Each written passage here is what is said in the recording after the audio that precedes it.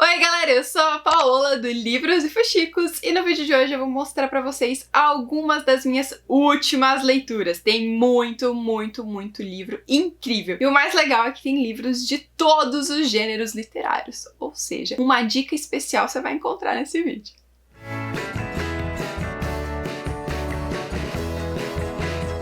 Gente, nós passamos do meio do ano e desde o começo do ano que eu não uso o Scooby, que é o aplicativo que geralmente eu marco as minhas leituras. Eu estou usando só o meu caderno de leituras. E o que acontece? Estou meio perdida nos livros que eu li, que eu não li, que eu tô lendo. Como todos os vídeos de leitura, eu vou tentar separar por gênero literário, começando com New Adult. Voltei a ler livros jovens que vão falar ali sobre o último ano do ensino médio ou sobre o primeiro ano da faculdade. E o livro que me trouxe para esse mundo novamente, que me deu mais vontade ainda de ler muitos New Adults foi Se Não Houver Amanhã. Gente, eu comecei a escutar esse audiolivro e assim, logo nos primeiros capítulos eu já fiquei completamente apaixonada. E aí, geralmente, um audiolivro ele é narrado de uma forma mais cadenciada, então demora mais pra você ler o livro. E eu, muito ansiosa, pausei o audiolivro e fui ler o e-book que tá no Kindle Unlimited, se eu não me engano. E sério, eu devorei. Vai trazer a história aqui de uma jovem que tá no último ano do ensino médio. Ela é completamente apaixonada pelo seu melhor amigo, mas é aquela paixão que os dois se gostam, a gente percebe, mas eles não falam sobre isso. Tem medo de dar esse passo no relacionamento. Mas apesar de ter essa trama jovem, da paixão proibida e também até do clima da escola e de outros temas que a autora trabalha aqui, como a faculdade, por exemplo, o livro vai muito além, porque ele fala sobre alcoolismo e direção e como essas duas coisas não combinam. Então é bomba, é muito triste, eu me emocionei demais, tem uma cena especial que eu me arrepiei, porque é real, gente. Eu acho que todos nós poderíamos nos passar por essa personagem aqui, pelo que ela viveu, pelas escolhas que ela fez, ela poderia ser qualquer um de nós. Então reflete muito sobre a nossa realidade, a nossa vida, o nosso dia a dia e com uma emoção incrível.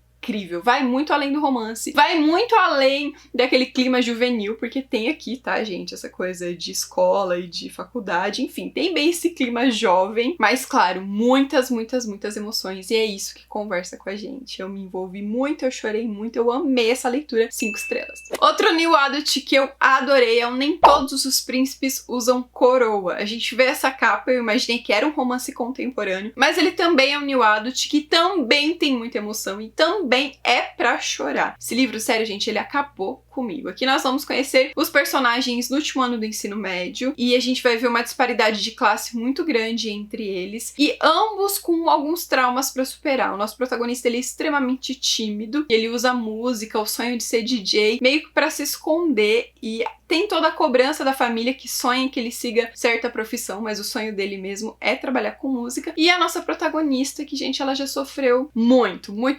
A história dela tem vários gatilhos de violência, então é importante dizer que também é um livro pesado, que também vai falar de certos abusos e que, ó, só de falar eu já vou ficando sem voz. Eu vou fazer um vídeo pra falar sobre essa leitura mais pra frente. Enfim, gente, me emocionou muito e, de novo, é aquele tipo de história que, infelizmente, é real. Eu acho que o New Adult traz muito, né? Ele faz muita gente refletir sobre nós, jovens. Eu não sou mais tão jovem assim, né? Já tô na casa dos 30 anos, sou mãe, mas tô ali, tô quase. Enfim, a gente reflete sobre as nossas escolhas e sobre o futuro, sobre recomeços e até mesmo sobre formas de amar. E esse livro é lindo, o romance é lindo e a trajetória do casal principal também. 4 estrelas e meia. Agora eu entendo, é um conto que tem um clima de New Adult, mas ele também pode ser considerado um romance contemporâneo e ele vai falar sobre ceia de Natal, sobre essas reuniões típicas do Natal, da família inteira, e vai trazer aqui um cenário da protagonista que ela não vai passar o Natal com a família pela primeira vez em anos, porque ela não quer ver ninguém, ela tá chateada, o último encontro eles brigaram, e aí é exatamente o ano que ela escolhe, que ela toma essa decisão, algo vai acontecer e vai fazer com que ela perceba o Natal de uma outra forma, os encontros familiares e até mesmo a família família. É uma leitura super rápida e não só por ser um conto, gente, mas porque a escrita da autora também é extremamente fluida. Eu nunca tinha lido nada dela ainda e eu adorei. Eu, assim, ri com a protagonista, me vi nela e consegui sentir seus sentimentos também. Sério, fiquei, assim, encantada. Quero ler outros livros dela. Foi 4 estrelas. Também nessa onda de contos eu li Entre Estantes, que também é um conto super rapidinho. Se passa na faculdade também, ele tem muita representatividade, o que eu adorei. E aqui vai trazer uma protagonista que ela vai encontrar, talvez, quem sabe, o seu amor entre estantes da biblioteca da faculdade. E é muito legal porque a gente vai acompanhar ela meio que trocando olhares com uma garota incrível, mas com medo de dar esse passo, com medo de dar voz a esse sentimento. É um conto também extremamente fluido, extremamente rápido. Eu queria que fosse, talvez, aprofundado alguns aspectos dos personagens. Eu acho que o conto, ele pode, né, trazer isso. A gente quer ler mais, mas sério, eu adorei. A escrita da autora também é incrível, quero conhecer outros trabalhos dela. 3 estrelas e meia. Voltei a ler romance de época, gente, vocês não sabem como é bom voltar. Eu quase vejo aquele meme, assim. Vocês não sabem como é bom estar de volta. Mas porque eu passei muito tempo sem ler romance de época, eu tive, sei lá, uma resistência com o gênero, eu me senti meio frustrada com alguns dos últimos romances de época que eu li, e na realidade talvez isso possa estar relacionado com, de repente, Uma Noite de Paixão. Esse romance de época, ele é super envolvente, ele é super rápido, ele é super fluido, os protagonistas têm um romance com engato incrível, e o cenário como um todo é literatura, porque ela é uma escritora, e ele é editor, e meio que o sonho dele é editar os livros dela, e ela não quer por nada do mundo trabalhar com ele, e tem um bom motivo pra isso. E é muito bacana ver esse cão e gato entre eles, e como o relacionamento vai crescendo também de várias formas. Tem o desejo físico, que é óbvio, a Lisa sempre trabalha isso nos livros dela, mas vai além, sabe? Tem uma mensagem muito bonita de crescimento, amadurecimento e do amor em si. Só que esse livro, gente, ele fez eu repensar algumas coisas dentro dos romances de época e até avaliar alguns livros que eu já li, principalmente sobre o protagonista masculino. A Lisa, essa autora em especial que eu adoro, ela adora criar esses personagens que são muito mandões, né? Os homens que são muito dominadores. E eu comecei a repensar se todos os livros de época são esse mesmo tipo de personagem, que eu queria ler romances de época com protagonistas masculinos diferentes. E aí eu fui procurar, e não tava achando. Todos os que tinha eu já tinha lido. Mas enfim, esse livro da Lisa eu adorei, foi 4 estrelas, é volume único, é super divertido, super emocionante, bem emocionante por sinal, a história do protagonista masculino. Enfim, é a Lisa, né, gente? Recomendo tudo dela, 4 estrelas. Mas o que eu tava falando pra vocês é que, por causa, né, dessa minha resistência com personagens masculinos muito mandões do romance de época, eu fiquei um tempão sem ler nada, até que apareceu na minha vida tudo que eu conquistei. Vou levar você pra casa e trancar você numa gaiola e você nunca mais vai sair de lá. E gente, tem resenha no canal, vai lá assistir. E assim, é um dos melhores romances de época que eu li esse ano, exatamente porque ele foge de vários padrões. O protagonista masculino, ele é um protagonista muito bem explorado. Ele, por causa do título, ele é sim, né, dono de si, tem os seus momentos de homem mandão, que acha que tem razão, mas em contrapartida, ele escuta, ele ouve, ele dialoga, o que é algo mínimo dentro da construção de um relacionamento, não é mesmo? Ele não simplesmente manda as coisas. Enfim, eu achei ele diferente, achei o segredo dele diferente, a construção do personagem, esse romance como um todo, o fato dela ser florista, dela trabalhar com as mãos, me lembrou até mesmo o meu próprio romance de época, a relação que a Brianna tem com as flores. Enfim, gente, eu amei esse livro. Foi 5 estrelas e me tirou dessa ressaca dos romances de época e agora eu quero ler cada vez mais. Meu Kindle mesmo tá cheio de romances de época novos para ler. Obstinado Coração também é um romance de época e esse é um romance de época nacional e que eu li antes do lançamento, porque tem um prefácio meu na primeira página desse livro. Eu fiquei super feliz com o convite da autora. Eu já li vários livros da Sheila Guedes e esse em especial é o 2º volume de uma série que chama Mulheres do Brasil e que vai trazer o quê? Romances de época no Brasil. E a gente tá em um período histórico diferente do que nós costumamos ver dentro dos romances de época. Então vai trazer aqui o povo indígena muito bem representado. E nesse 2º livro, por sinal, nós temos um romance entre uma mulher portuguesa que vem pro Brasil como noiva. Naquela época, os portugueses que moravam no Brasil, até mesmo os homens brasileiros que tinham muitas posses, eles importavam mulheres de Portugal para que, ai gente, isso é tão triste, mas para que existisse um branqueamento das classes, para que o Brasil continuasse sendo um povo branco. Isso faz parte da nossa história, isso é muito triste. Enfim, a nossa protagonista vem pra isso, então ela vem pra casar. E aí meio que ela vai ser raptada por um homem indígena. E a gente vai entender as motivações dele, a cultura. Gente, sério, a autora foi incrível na pesquisa. Ela trouxe muita linguagem tupi pro livro. Então, a gente realmente mergulha na trajetória desses personagens. E na libertação, tanto da personagem feminina, quanto da construção desse personagem masculino, que vai mostrar pra gente as suas crenças, os seus valores e o seu povo. É riquíssimo, é envolvente. Eu adoro, sério. Eu adoro romance de época que se passam no Brasil, e esse já é um dos meus favoritos. 4 estrelas e meia também. As Alegrias da Maternidade não é necessariamente um romance de época, é um romance histórico com drama e que se passa acho que em 1950 e pouquinho. Não tenho certeza, vou pedir aqui na edição, Roberta, por favor, coloque o ano que a história se passa aqui. O livro é extremamente rico na parte cultural e ele é emocionante. Nós vamos ter uma mulher que ela foi criada pra casar e pra ter filhos, e também esse é o sonho dela, sabe? É realmente algo que ela quer casar e quer ser mãe. E aí ela vai ser frustrada em todos os seus grandes sonhos. E essas frustrações vão sendo acumuladas. E a gente vai ver uma mulher que vai se entregar muito em nome desses sonhos. E no final de tudo, ela vai trazer uma reflexão de esses sonhos eram dela mesmo, ou esses sonhos eram da sociedade. Valeu a pena tudo que ela fez, tudo que ela abriu mão. E aí faz a gente repensar também. Acho que principalmente eu agora como mãe.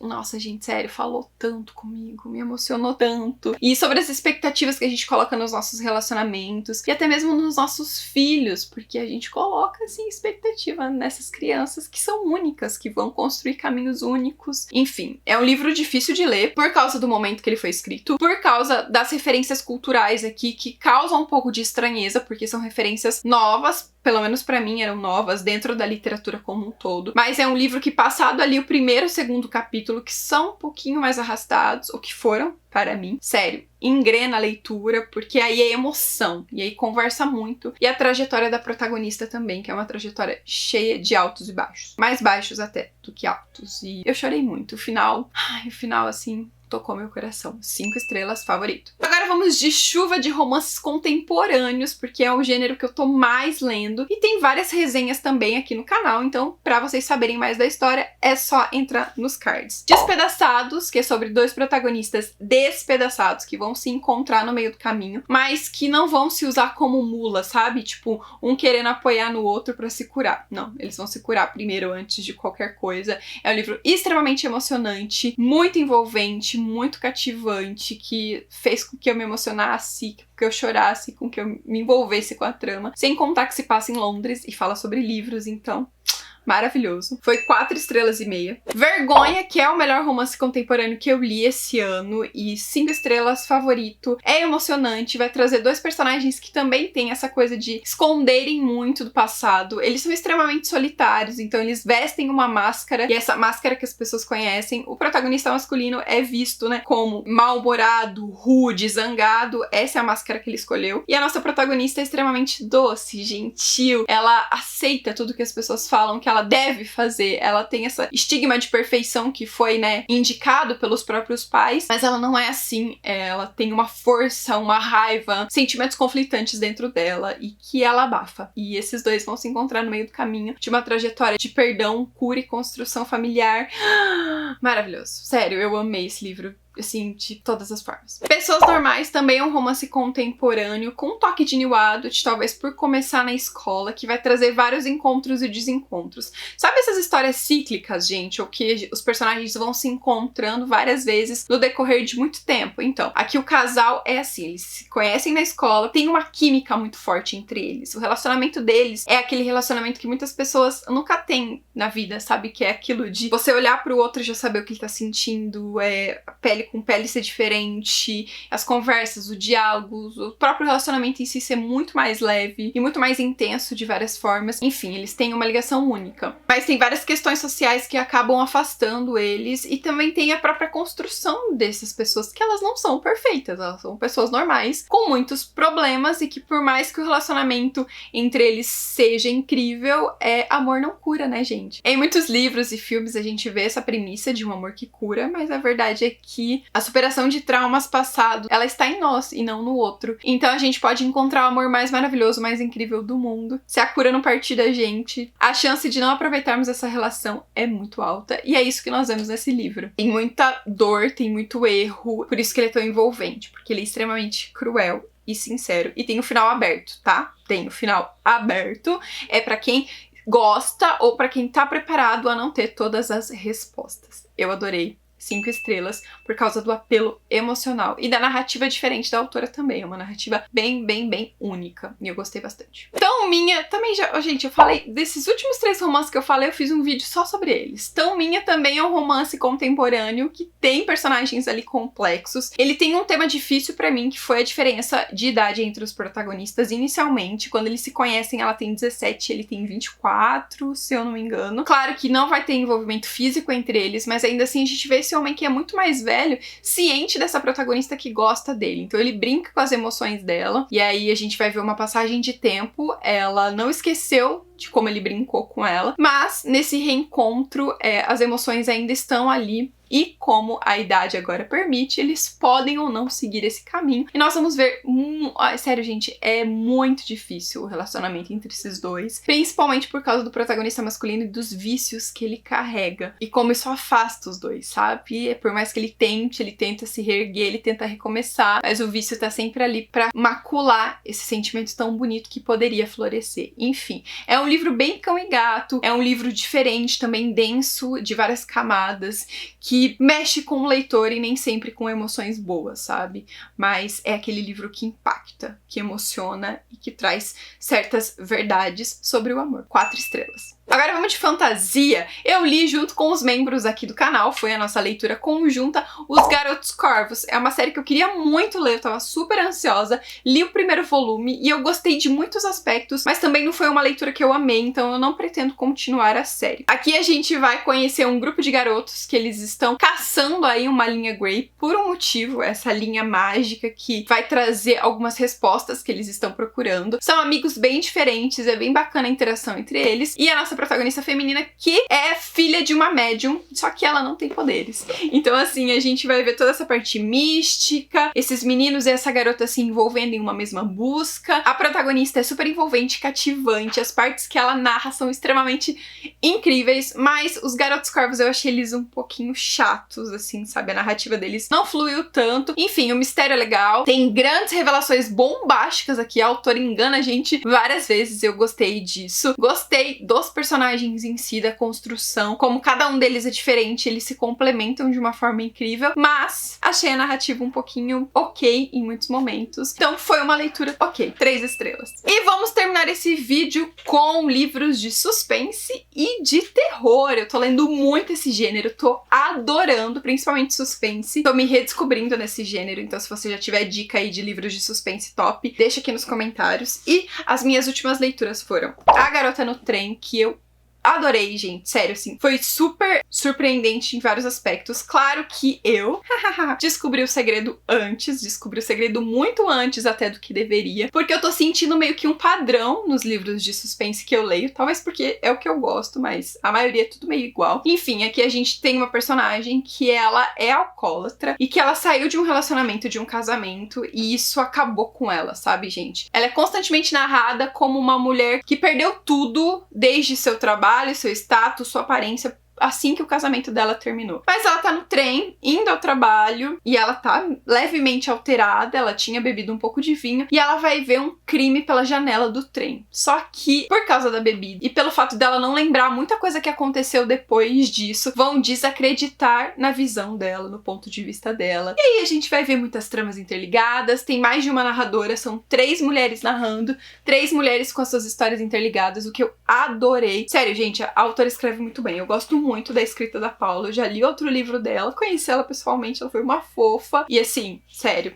gostei muito. Tudo que ela lançar eu vou ler, porque é o tipo de narrativa que funciona pra mim. Dei 4 estrelas porque eu descobri o segredo antes, mas adorei. A Paciente Silenciosa também é outro suspense que eu li recentemente. Também tem 2 pontos de vista. Tem aqui, né, um médico, ele é terapeuta, e tem, no caso, a nossa paciente silenciosa, através de diários e através do passado, e a gente entendendo por que essa mulher não tá falando mais, e principalmente qual é o crime que ela cometeu, e como a história dela e do narrador, que agora é o seu terapeuta, estão interligadas. Também descobri o segredo antes? Também descobri o segredo antes. Eu acho que eu ando muito esperta para livros de suspense. Mas eu também gostei da narrativa, a narrativa funcionou, conversou comigo, e confesso que mesmo eu tendo descoberto o segredo antes, gente, é uma coisa assim muito inteligente, realmente foi uma coisa que eu não tinha visto sendo trabalhado dessa forma nos livros de suspense, sabe? E fora que além do segredo, o final em si é um final legal, é um final que você fica tipo,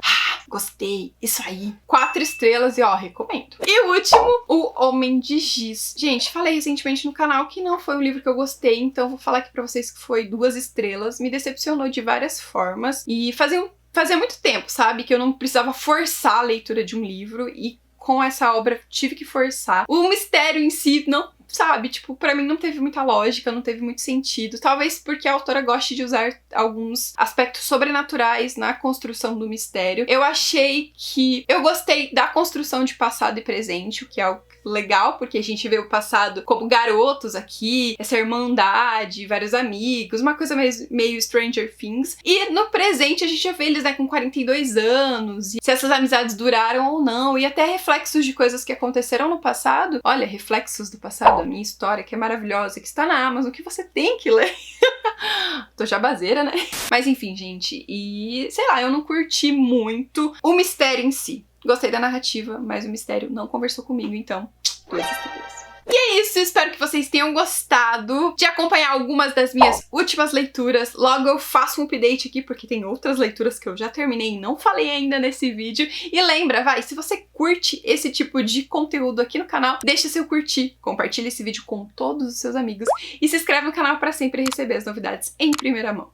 Um super beijo pra vocês e até mais. Tchau!